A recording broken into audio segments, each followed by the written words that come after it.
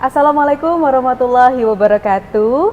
Shalom, Om Swastiastu, Namo Buddhaya, salam kebajikan untuk kita semua. Halo para penyuluh agama dan juga para calon pengantin atau yang kita kenal dengan Catin di seluruh Indonesia. Bagaimana kabarnya? Semoga selalu sehat dan tentunya selalu semangat untuk mengikuti sesi Q&A kita kali ini. Ya, pasti sudah pada tidak asing dong dengan aplikasi LC Mil. Aplikasi LC Mil atau yang kita tahu dengan aplikasi elektronik siap nikah dan hamil merupakan salah satu program BKKBN dengan bentuk elektronik dan bertujuan untuk menurunkan angka stunting di Indonesia. Nah, aplikasi LC Mil ini merupakan bentuk screening awal dan juga edukasi tentang persiapan pernikahan seputar kesehatan reproduksi, perbaikan pola gizi untuk para calon pengantin, dan juga serta edukasi perilaku hidup sehat ya. Untuk tahu informasi lebih lanjut seputar aplikasi LC Mil, saat ini sudah hadir bersama saya perwakilan dari BKKBN, yaitu Bapak Rizky dari Direktorat Teknologi Informasi dan Data BKKBN. Selamat siang Pak Rizky. Siang, Mbak. Gimana kabarnya Pak? Alhamdulillah baik. Alhamdulillah. Dan juga sudah hadir bersama saya Ibu Ciki dari Direktorat Bina Ketahanan Remaja BKKBN. Selamat siang Ibu Ciki. Selamat siang Mbak Feli. Gimana kabarnya Ibu? Alhamdulillah baik juga. Alhamdulillah ya. Iya. Baik, Bu Ciki dan juga Pak Rizky, saat ini kita sudah menerima beberapa pertanyaan dari para penyuluh agama dan juga para calon pengantin yang menggunakan aplikasi LC Mil ya. Baik, untuk pertanyaan pertama ini untuk Ibu Ciki ya. Bu Ciki, saya ini Catin yang belum tahu informasi mengenai LC Mil. Apa sih Bu LC Mil itu? Jadi LC Mil ini adalah alat elektronik siap nikah dan hamil. Jadi dia aplikasi Mbak Feli begitu ya. Kenapa penting untuk para calon Catin ini untuk kemudian melakukan registrasi di LC Mil ini? Gitu. Karena di LC Mil ini adalah alat screening kesehatan untuk mengetahui apakah catin-catin ini beresiko atau tidak. Kemudian melalui LC Mil ini dia akan menghubungkan antara calon pengantin dengan tim pendamping keluarga, gitu. Kemudian yang ketiga LC Mil ini merupakan alat edukasi yang nantinya di dalamnya ada media-media edukasi yang ini penting untuk catin-catin ini ketahui, mulai dari pengasuhan, bagaimana kemudian mempersiapkan kehamilannya kelak, sehingga ketika dia akan hamil, betul-betul kehamilannya itu kehamilan yang sehat, ya, yang terhindar kemudian beresiko melahirkan anak yang stunting. Oke, luar biasa. Ya. Jadi memang aplikasi LC Mil ini sangat berguna ya Bu ya. Betul sekali. Apalagi buat para calon orang tua yang mau melahirkan generasi sehat, cerdas, anti stunting, gitu ya. Oke. Nah, mengenai cara pendaftaran, pasti banyak yang bertanya-tanya dong, gimana sih caranya untuk mengakses aplikasi LC Mil? Monggo Pak Rizky. Ya, aplikasi LC Mil ini bisa diakses ya bagi para catin itu melalui handphonenya di Google Play Store. Jadi di Google Play Store kita bisa ketikkan LC Mil, nanti akan keluar logo LC Mil dan di situ ada yang dibuat oleh BKKBN. Kita klik, lalu kita install di handphone kita. Selanjutnya setelah selesai diinstal, kita bisa melakukan registrasi dengan memasukkan nama, nomor telepon, email dan lain sebagainya. Selanjutnya kita bisa memasuk aplikasi LC Mil menggunakan user dan kata sandi yang sudah kita buat. Mungkin itu untuk para catin dapat melakukannya. Terima kasih. Oke, jadi sudah tahu bagaimana akses aplikasi LC Mil. Jangan males ya para catin untuk segera download di HP masing-masing. Oke, Bu Ciki, mungkin kalau kita ngomongin aplikasi LC Mil, artinya ini jadi salah satu bagian untuk persiapan pengantin, ya Bu ya. Oke, apa sih Bu yang harus dilakukan oleh para catin pertama kalinya? Baik, jadi ini adalah strategi, kembali lagi LC Mil ini menjadi bagian dari strategi penurunan stunting, gitu ya. Jadi hal yang pertama kali, jadi sesuai dengan amanah Perpres 72 tahun 2021, gitu ya, bahwa kita harus mohon maaf, nggak apa-apa, oke. kita ditargetkan untuk bisa mencapai penurunan stunting itu menjadi 14% tahun 2024. Dan ini butuh strategi. Strateginya itu harus dari hulu, gitu ya. Pencegahannya harus dari hulu. Hulu itu siapa? Dalam hal ini adalah calon pengantin, gitu. Jadi hal yang pertama kali Catin harus lakukan, biasanya mereka melakukan pendaftaran, gitu ya, ke Pak RT, Pak RW untuk mendapatkan surat pengantar, yaitu N1, N2, gitu. Nah, di Pak RT, Pak RW ya, kemudian dengan surat pengantar tersebut, kemudian tim pendamping keluarga harapannya ini mulai proaktif, gitu ya, mulai proaktif untuk mendampingi calon pengantin tadi, gitu ya, untuk kemudian bisa memberikan informasi. Informasinya apa, gitu ya? Karena banyak kita ketahui Catin itu tidak tahu apa yang harus mereka lakukan, gitu ya. Jadi yang pertama mereka harus melakukan pemeriksaan kesehatan. Pemeriksaannya tentu saja di fasilitas kesehatan, gitu ya, terdekat, bisa di puskesmas atau fasilitas kesehatan swasta atau pemerintah, gitu. Kenapa kemudian ini harus 3 bulan pranikah, gitu, untuk mengetahui apakah kondisi kesehatan calon pengantin ini beresiko atau tidak, gitu. Nah, dari pemeriksaan kesehatan di puskesmas atau fasilitas kesehatan terdekat, itu kemudian ada 4 variabel yang nantinya akan dimintai oleh para calon pengantin ini. Yang pertama adalah usia, kemudian tinggi badan, berat badan, kemudian kadar HB, dan ukuran lingkar lengan atas, gitu ya. Nah, ini kemudian yang akan dimasukkan ke dalam aplikasi ini. Kenapa 4 variabel ini adalah 4 variabel yang menjadi proximate determinan dari resiko seseorang itu beresiko melahirkan anak stunting atau tidak, gitu. Jadi ini penting sekali untuk para calon pengantin melakukan pemeriksaan kesehatan. Kemudian tentu saja setelah melakukan registrasi di dalam LC-MIL, melakukan penginputan, kemudian akan keluar nantinya sistem akan menghitung sendiri, gitu ya. Kemudian Catin ini beresiko atau tidak, kondisinya ideal atau tidak, gitu. Nah, setelahnya kemudian Catin datang ke KUA untuk kemudian memperlihatkan sertifikat tersebut, gitu. Dan poinnya adalah Mbak Feli, ketika misalnya didapati Catin itu beresiko, itu kemudian tidak membatalkan pernikahannya, ya. Jadwal pernikahannya nggak akan batal, tapi tetap dia bisa melangsungkan pernikahan dengan tetap dilakukan pendampingan oleh tim pendamping keluarga sampai betul-betul kondisi kesehatan calon pengantin itu dalam kondisi yang sehat atau ideal. Itu sih prinsipnya, Mbak Feli. Oke, sip. Jadi kalau misalnya LC-MIL itu sebagai screening awal, Bu, artinya informasi semuanya harus dilengkapi ya, sesuai dengan formulir yang ada di aplikasi. Nah, Bu, ini ada pertanyaan dari salah satu penyuluh agama ya. Bagaimana kalau ada pengantin yang belum dicatat di LC-MIL, apakah ada sanksi untuk Catin? Karena selama ini belum ada pasangan yang melapor, Bu Ciki. Iya, ini banyak ya ternyata pernyataan itu ya.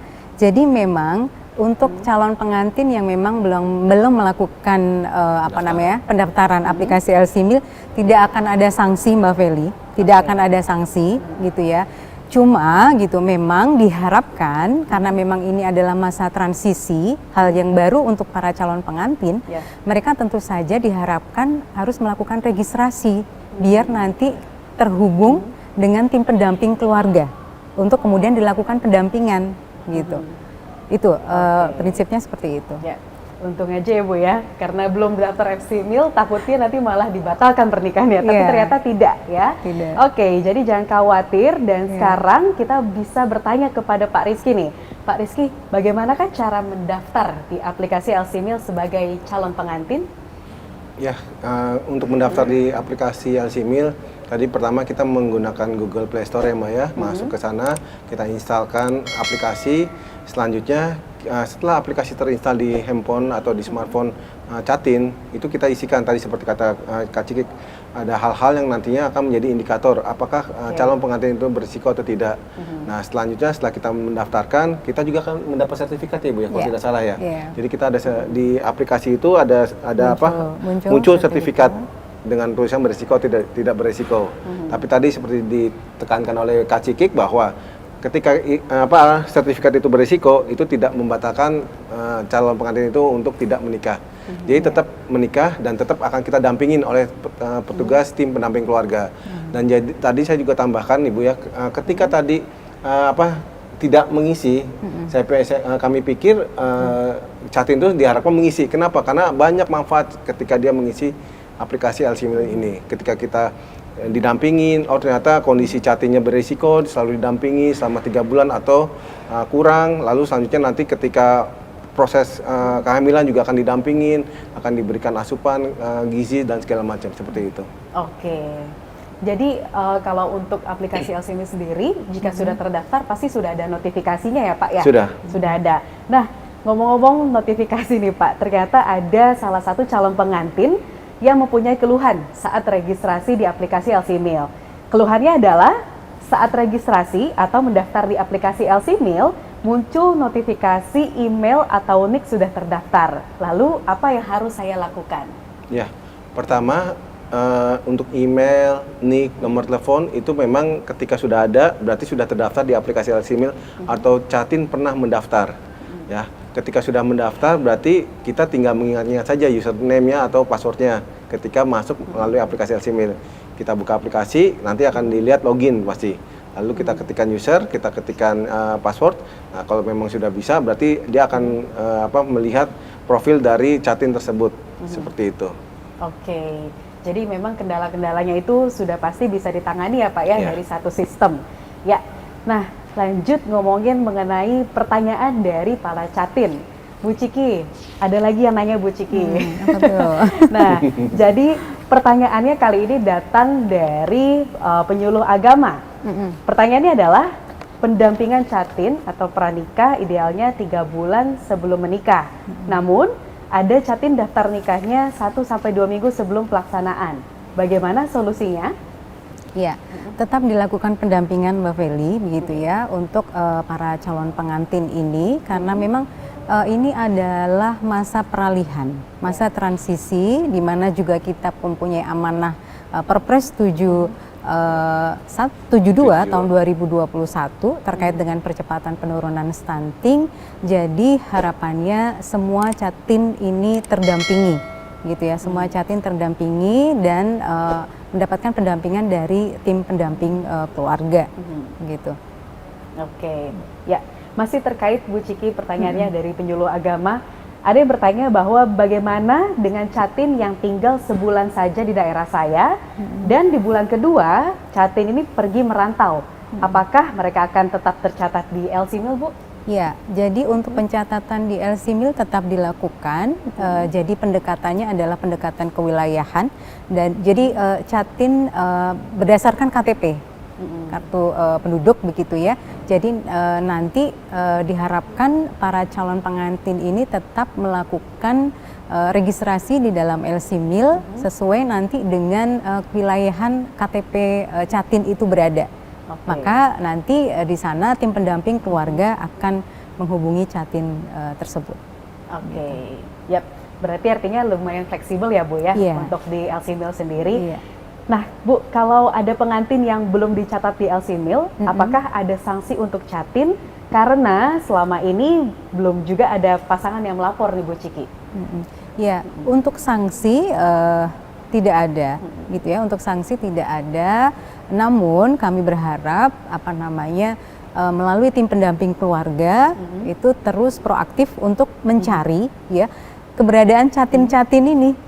Di mana saja di wilayah mereka terdekat, di wilayah kerja mereka terdekat gitu. Karena memang informasi terkait dengan registrasi LCMIL ini juga masih hal yang baru begitu.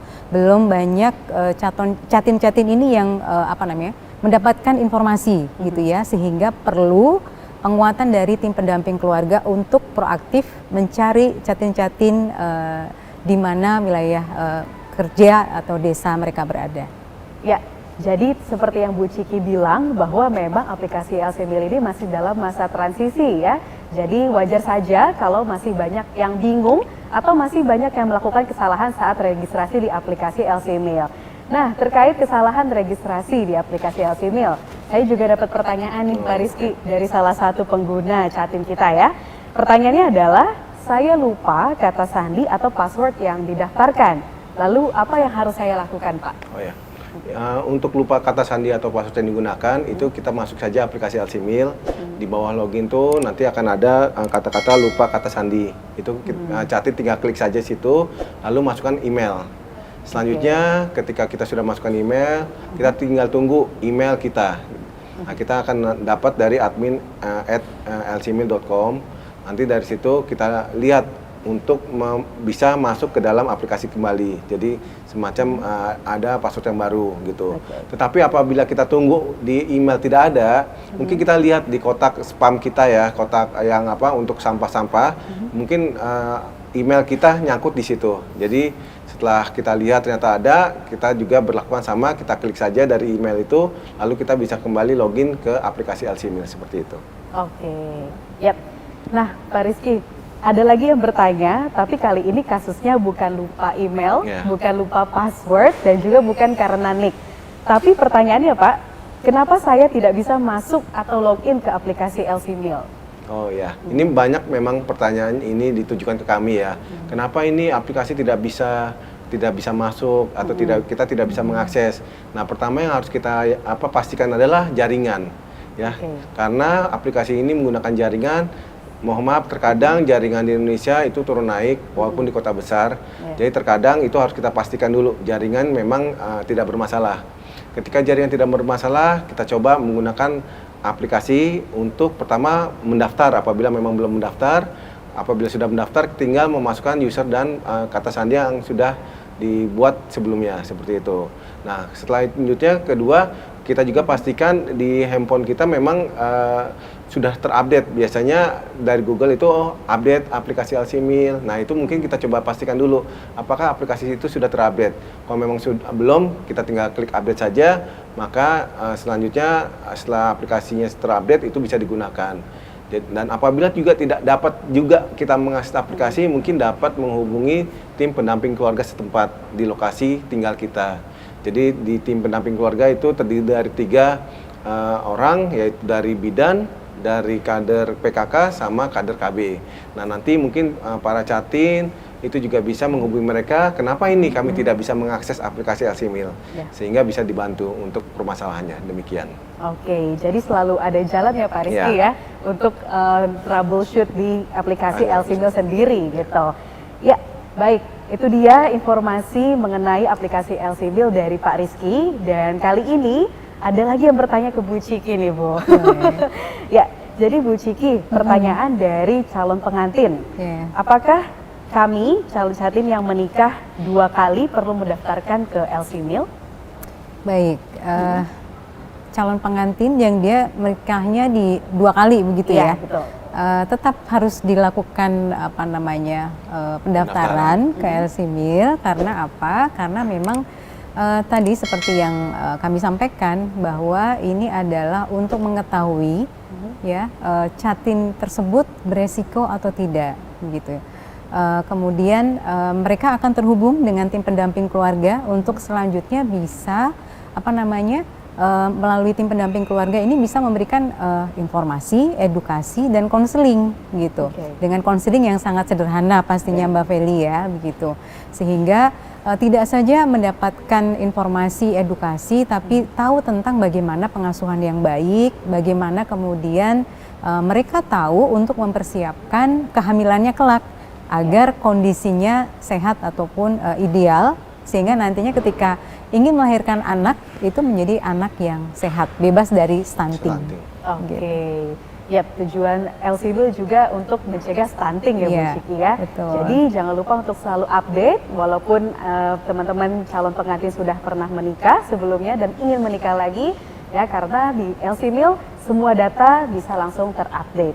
Oke, kalau tadi untuk pasangan yang sudah menikah 2 kali, Iya. Bu, gimana kalau untuk Catin yang menikah siri? Apakah perlu juga mendaftarkan di LCMIL? Iya, artinya pendampingan tetap dilakukan, baik menikah secara agama ataupun tidak.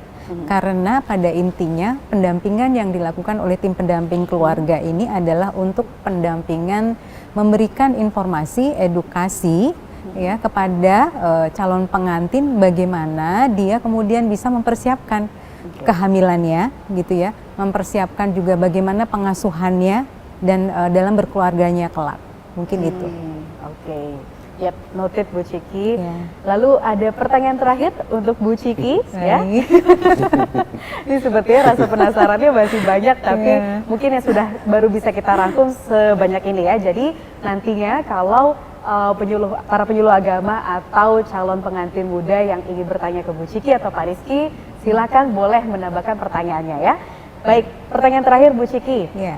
Izin bertanya Bu, bagaimana jika Catin perempuan tidak memiliki data kesehatan, apakah tidak bisa lanjut isi kuesioner? Iya, betul. Jadi kalau memang tidak Catin perempuan ya ataupun laki-laki ini tidak memiliki riwayat kesehatan sebelumnya, ini memang tidak bisa lanjut mengisi kuesioner. Jadi penting sekali untuk calon pengantin, terutama perempuan, untuk melakukan pemeriksaan kesehatannya.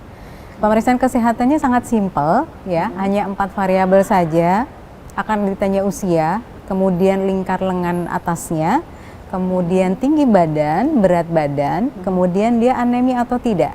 Satu lagi terpapar merokok atau tidak gitu. Jadi hanya pemeriksaan yang sangat sederhana Mbak Feli gitu ya, yang itu bisa kita dapatkan di fasilitas kesehatan terdekat, di puskesmas terdekat gitu. Oke, yep. Intinya jangan sampai dari kitanya yang tidak mau untuk berusaha ya Bu ya, untuk melengkapi formulir LCMIL itu sendiri.